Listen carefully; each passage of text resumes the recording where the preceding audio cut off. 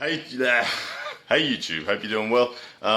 Bit of context, Andrew Cobra Rhodes, a legend himself, probably the best pound for pound arm wrestler in the history of the sport.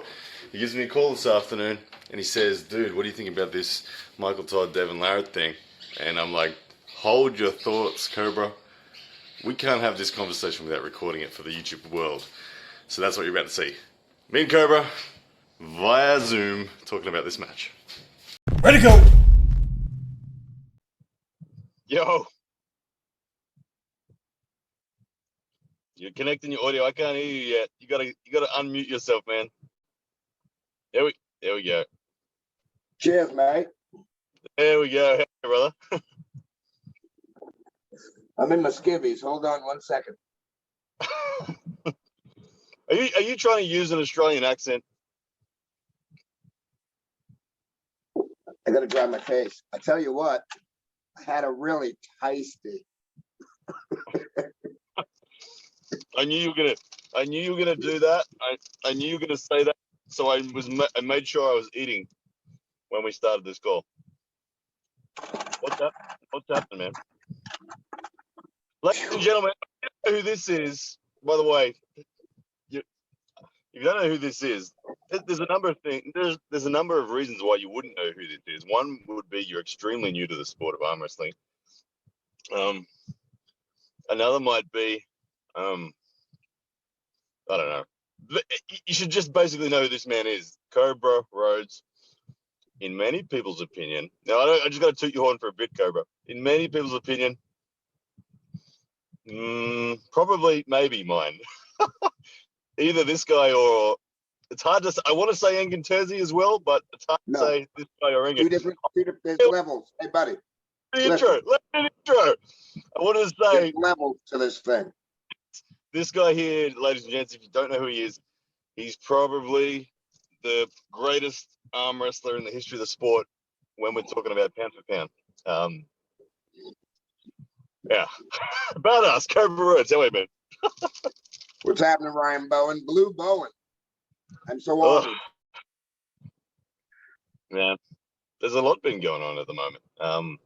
There is a lot going on, brother. There is a lot going on in arm sports right now. I'm excited about it. It's almost got me thinking. It's almost, Ryan, got me thinking about a comeback. Would you legit do that? Would you? Like, how old are you now? Ryan, I want to tell you something. You know, we had to speak. Do you remember I brought you to Moldova? I do. I do. It was an amazing trip. I remember being picked up on the runway on the tarmac. On the tarmac, yes. That's how we do it. A gorgeous woman and a muscular bloke in an Audi or something. It was like, whoa, this is good. Listen, let me tell you. In the last 20 years, I've done a few things, won the Triple Crown, blah, blah, blah, blah. I have not been to more than 15 training sessions. We did Game of Arms. I trained by reading a wine list. Ryan Bowen. So you're like my you're another John at the end of the day, someone who you don't really train that much, but you're a badass. Anyway, I don't want to talk about you today. I want to know your opinion. I want to know your opinion on stuff. The biggest stuff that's going down right now. Michael Todd, Devon, Larratt. How do you see that? And has anyone missed the bus in that? Boy, I'm gonna smack the taste out of your mouth.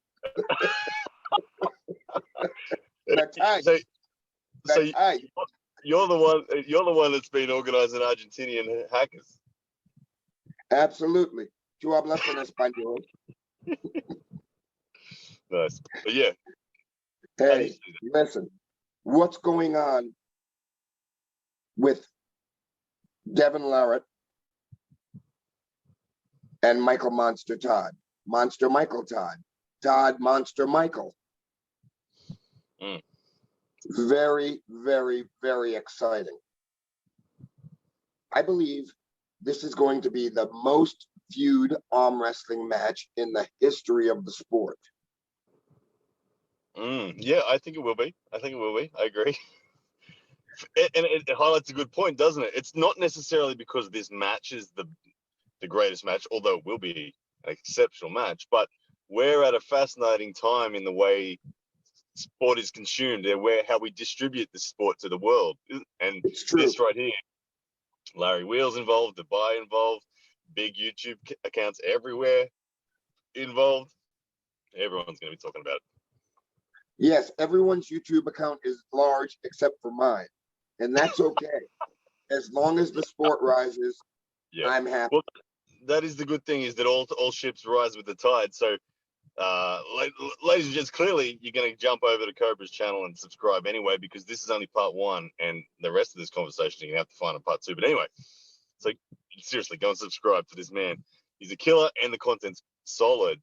But this match with Devon and Michael, for me, it's historically always been an absolute knife edge. I give the edge this time to Michael because of Devon's recent illness, where Michael has had a recent friggin' Dubai supercharge. That's the only thing I can. Yeah. True, and that supercharge. Listen, the thing that I've been that I'm feeling about this whole event is Michael is at the top of his game right now, and he just spent 7 weeks with Larry Wheels. Yeah. Therefore, this guy who is a master trainer, a master of pushing himself, a master of achieving his goals, he just picked up more tips from Larry Wheels on how to be stronger in certain areas. That's it. A lot of people are calling Michael Todd this guy with just the what do they call it? The lazy man's butter knife. The King's move. King's move. He's much more than that. He's adapted transitions from this thing. This King's move is not something that he started yesterday. That's been a part of his makeup for a couple decades now. He's had that lockout, but now he's got it refined. He's making moves out of it, and he doesn't necessarily have to do it. Yeah. You understand? Yeah, I don't think there's anyone out there, maybe Georgia Zakowicz, but probably not. I think Michael has refined it more than anyone. I think he's tiny movements, once a match slows and stops, are very, very hard to avoid. And you just, that feeling of drowning is very present when you pull Michael Todd, clearly, for all of his opponents. Yes. Yeah.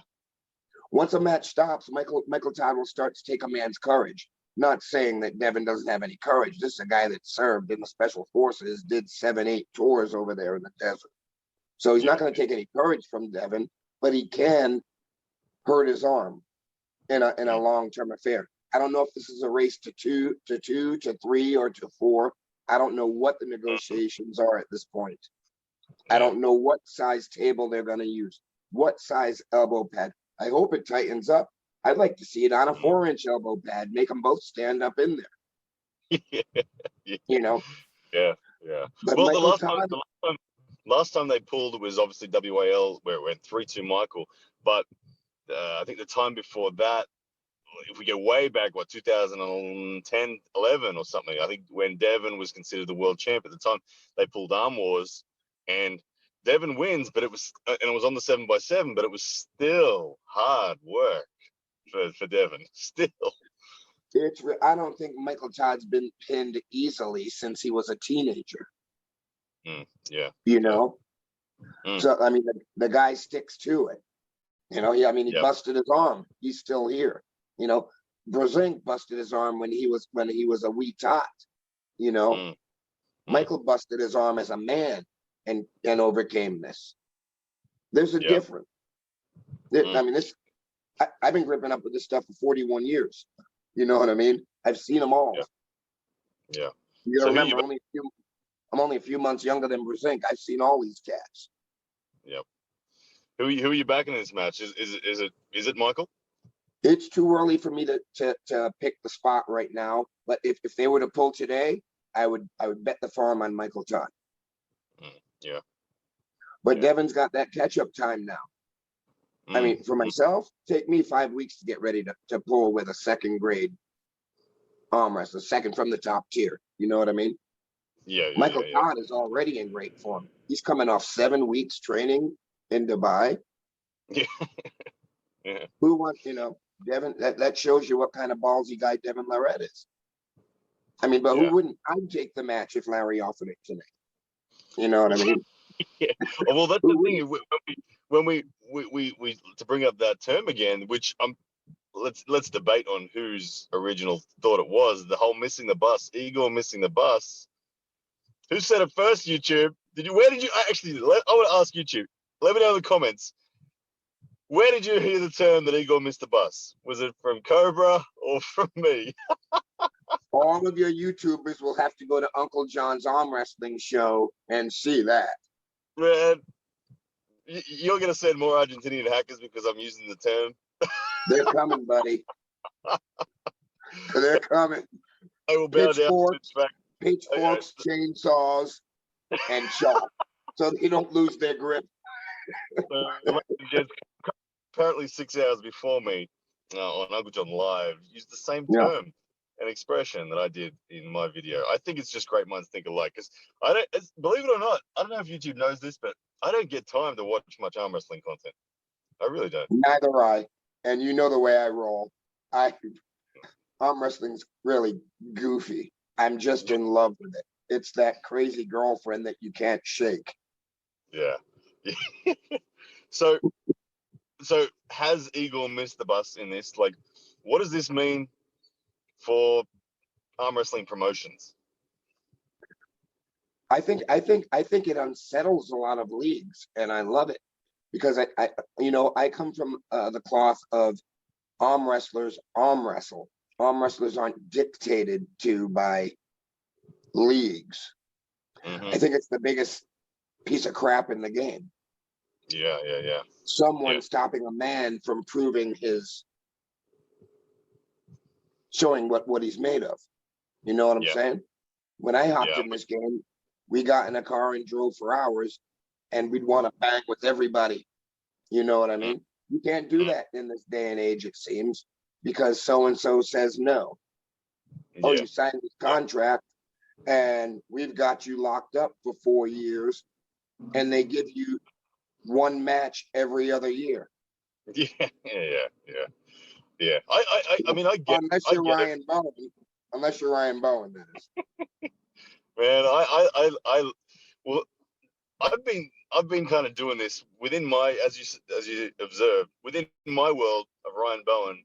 I've been creating my own matches from the get-go, and when it was local level, regional level, state level, national level, and now international level, I've always picked my own matches because of having the ability to do it via YouTube. And so now the globe is doing this too, and the money's actually huge, isn't it?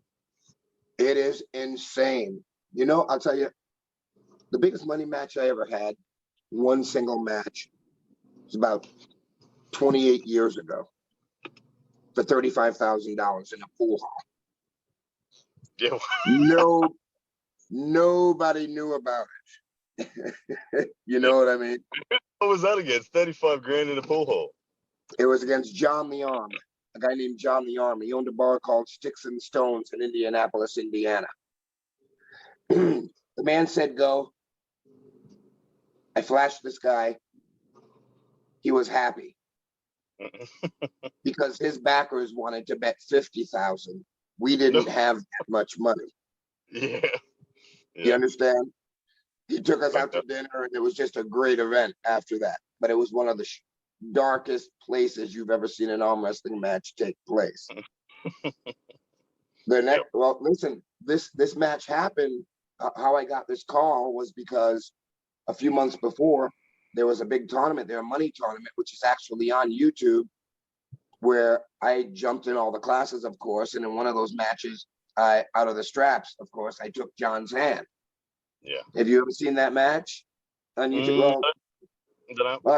Anytime I pull John, he's lost his hand before the straps. In the straps, he treats me like a ginger stepchild.